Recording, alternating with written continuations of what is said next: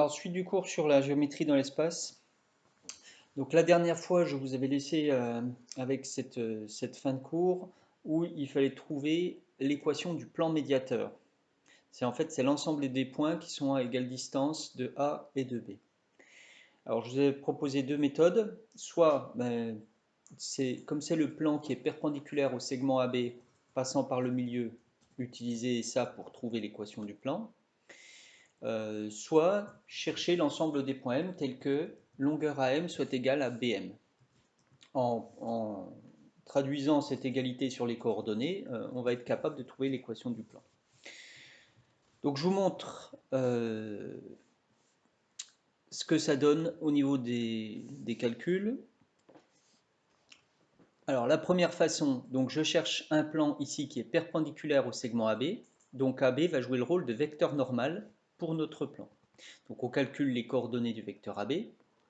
On obtient 2, moins 2, moins 8. Donc une équation du plan, c'est 2x moins 2y moins 8z plus d égale 0. Or, ce plan passe par le milieu de AB, donc il me suffit de trouver les coordonnées du milieu pour pouvoir remplacer et ainsi trouver d. Donc le milieu de AB, je rappelle qu'on fait la somme des coordonnées, on divise par 2, donc ça fait 0 plus 2 divisé par 2, ça fait 1. 1 plus moins 1, 0, ça fera 0. 5 plus 5 moins 3, 2, divisé par 2, 1. Donc voici les coordonnées de I. Ensuite, comme le plan passe par I, je peux remplacer x, y, z par les coordonnées de I pour trouver D. Donc on trouve que D fait 6, et voici donc l'équation du plan. Deuxième façon, on va se servir du fait que les points appartenant à ce plan médiateur sont caractérisés par longueur AM égale longueur BM.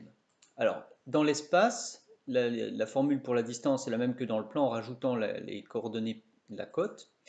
Donc ici, longueur AM, c'est racine de xm moins xa au carré, plus ym moins yk au carré, plus zm moins za au carré. Donc si vous écrivez les choses, ça fait ceci. Pour BM, ça fait cela. Et donc dire que longueur AM égale longueur BM, c'est équivalent à dire que c'est des longueurs, hein, donc leurs longueurs au carré sont égales. Donc je peux enlever les racines. Donc quand j'enlève les racines, j'obtiens des carrés que je peux développer. Et ce qui se passe de sympathique, c'est que les x carrés, y carrés, z carrés, il y en a de chaque côté. Donc ils s'en vont. Alors si je résume ce que j'obtiens, des x, j'en ai où des x, donc j'avais, là je me retrouve avec au niveau des x, j'ai moins 4x, donc si je passe tout à gauche, ça va me faire 4x, du moins 4x qui vient là. Des y, j'en ai moins 2y, et ici plus 2y, donc ça va me faire moins 4y. Des z, j'en ai moins 10z, plus 6z, ça va donc me faire moins 16z.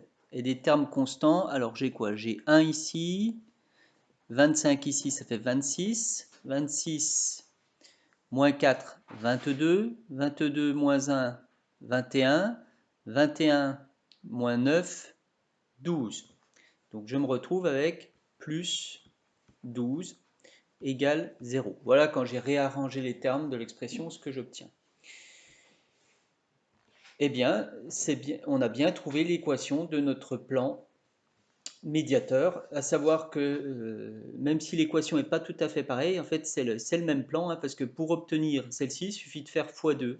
Vous voyez, ça fait bien 4x moins 4y moins 16z plus 12 égale 0. C'est bien la même équation de plan. Hein, l'équation d'un plan, elle est toujours à un coefficient près. Hein, vous pouvez multiplier, ça change pas par un nombre, ça ne change pas l'égalité. Voilà. Alors, je reviens au cours. Donc ici, maintenant, je voulais vous montrer ce que c'est que le projeté orthogonal sur une droite. Alors, je vous montre en dessin déjà. Donc l'idée, c'est que ici on a une droite, on a un point, et on veut projeter orthogonalement ce point sur la droite.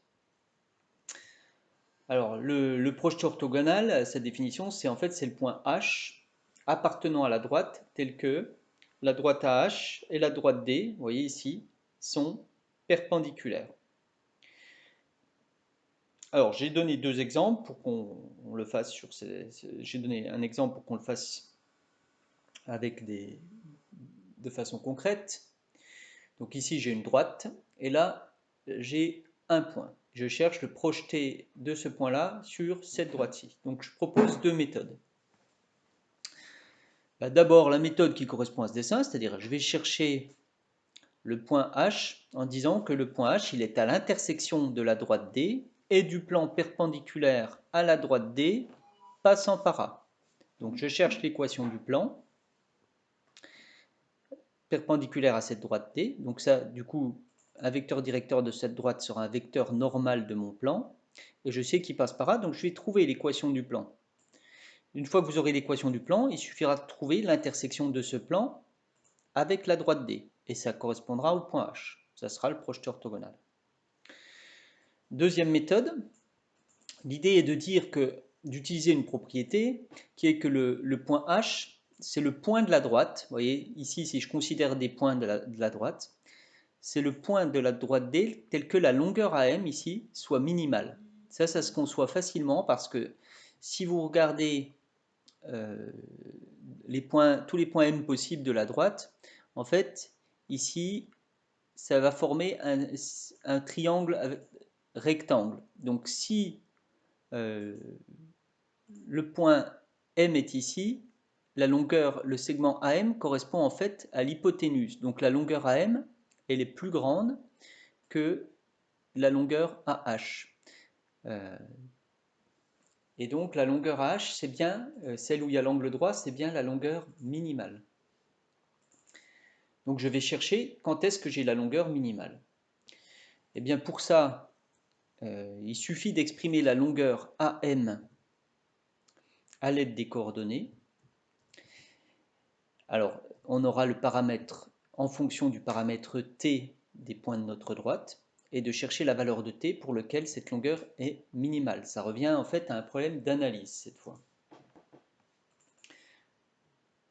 Donc je vous montre ça, ce que ça donne sur l'exemple que j'avais laissé. Voilà, donc on passe ici. Voilà, pour la première façon, donc je cherche un plan orthogonal à la droite D passant par A, dans un premier temps.